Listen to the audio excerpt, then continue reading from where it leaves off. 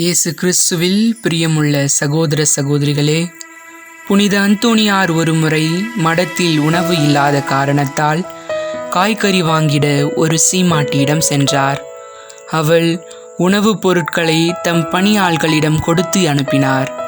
அது ஒரு கடுமையான மழைக்காலம்.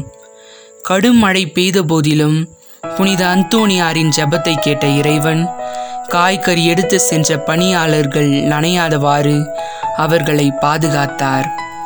நடந்த புதுமையை கேட்டு அறிந்த சீமாட்டி ஆச்சரியத்துடன் கடவுளை போற்றி புகழ்ந்து அடிக்கடி மடத்திற்கு உதவி செய்து வந்தாள். கொடுப்பதால் நிறைவு பெறுகிறோம் என உணர்ந்து கொண்டாள். பிரியமானவர்களே, நாமும் இப்புதுமையில் கேட்டவாறு நமது தாராள மனதுடன் நமது ஞான மேய்ப்பர்களுக்கு உதவுவோம்.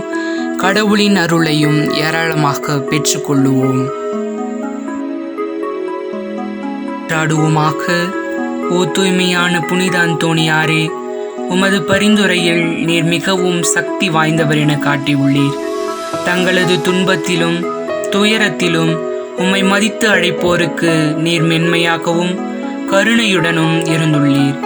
எனது இன்றியமையாத தேவைகளில் என்னை பாதுகாத்து இந்த நவநாள் மூலமாக நான் விரும்பி கேட்கும் வேண்டுதல்களை தயவுடன் எனக்கு பெற்றுத்தரும்படி உம்மை தாழ்மையோடும் ஆர்வத்தோடும் வேண்டுகிறேன்.